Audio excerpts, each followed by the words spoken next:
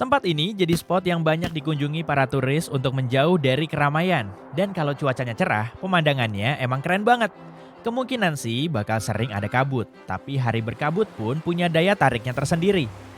Pulau berbentuk senyum manis ini bernama Pulau Sable dan berjarak 305 km dari daratan Nova Scotia. Pulau Sable baru dibuka untuk umum setelah terdaftar dalam Taman Nasional Kanada pada tahun 2013. Untuk sampai di sini, kamu bisa naik pesawat atau kapal. Tapi apa sih menariknya tempat ini? Pasti ada daya tariknya, karena pengunjung yang datang selalu bertambah banyak. Di tempat ini ternyata ada banyak kuda liar, jumlahnya sekitar 200-500 ekor. Ada juga anjing laut abu-abu. Pulau ini menjadi satu-satunya tempat perkembangbiakan Ipswich Sparrow yang termasuk dalam spesies burung langka. Kalau kamu pengen jalan-jalan ke sini, ada beberapa hal yang perlu kamu tahu. Kamu masih ingat sama kabut yang tadi aku bilang kan? Pulau Sable ternyata merupakan tempat yang paling berkabut di maritim Kanada. Kepulan kabut melingkupi area ini kurang lebih selama 127 hari setiap tahun. Dalam kondisi begini, Pulau Sable akan menghilang di balik lapisan kabut tebal. Di sini kamu nggak bisa jalan-jalan sendirian. Menurut aturan dari otoritas lokal, turis harus jalan berkelompok dan jaga jarak sejauh 60 meter dari satwa liar yang mereka temui.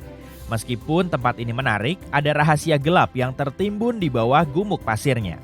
Rahasia ini nggak ada hubungannya dengan hewan cantik atau vegetasi unik di sini. Selain terkenal dengan kuda dan anjing lautnya, Pulau Sable juga menimbun banyak kapal karam di lautnya. Sejauh ini sudah ada sekitar 350 kapal karam digosong pasirnya. Waktu para korban selamat nyeritain lagi pengalaman mereka, biasanya mereka juga nyebutin kondisi cuaca ekstrim di dekat pulau misterius ini. Pulau ini disebut-sebut di dalam buku The Perfect Storm karangan Sebastian Junger yang diterbitkan pada tahun 1997. Saking larisnya, buku ini diangkat ke layar lebar pada tahun 2000 dengan menggandeng George Clooney sebagai pemeran utamanya. Kapal pertama yang karam di dekat Pulau Sable tercatat pada tahun 1583. Kapal ini bernama HMS Delight yang berlayar di bawah komando seorang petualang dan penjelajah Inggris bernama Sir Humphrey Gilbert. Bencana ini cuma menyisakan 17 korban selamat yang berhasil kabur menggunakan perahu kecil.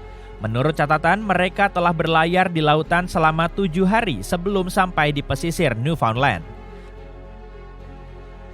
Pada tahun 1884, The Nicosia juga diterjang kabut tebal.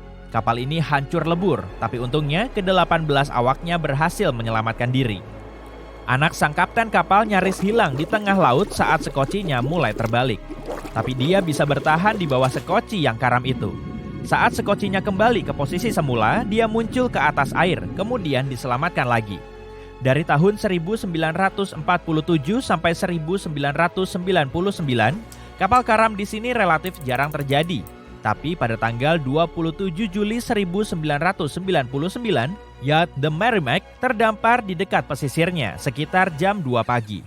Kapal berbahan fiberglass sepanjang 12 meter ini punya 3 awak.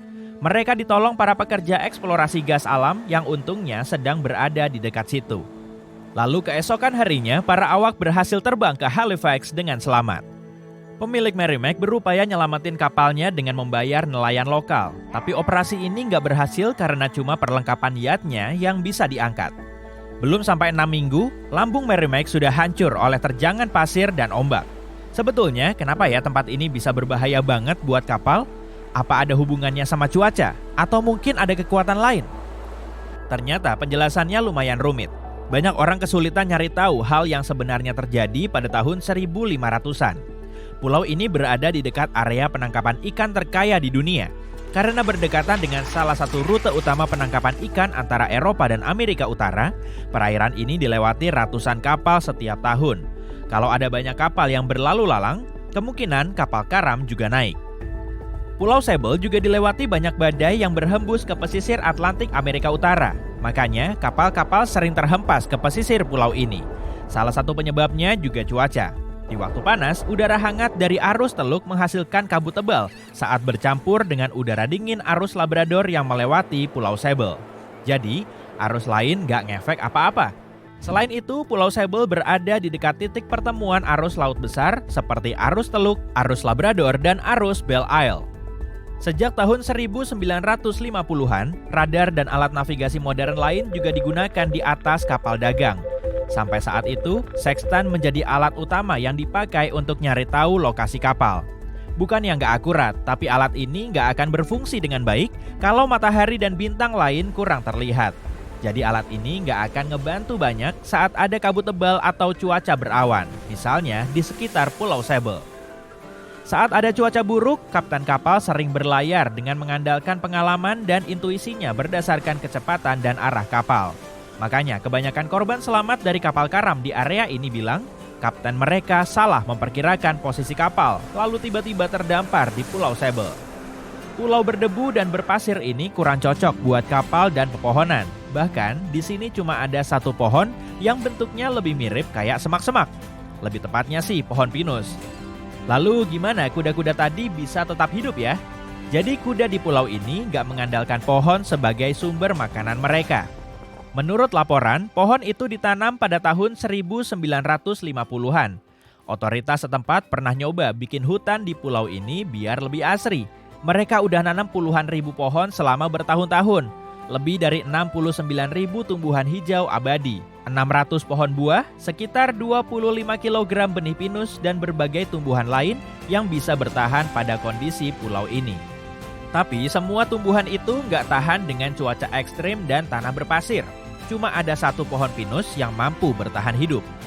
Berkat ketahanannya, pohon ini jadi simbol Pulau Sable.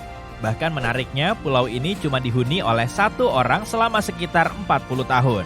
Waduh, bisa kebayang nggak tuh? Satu orang ini tinggal di pulau terpencil selama puluhan tahun.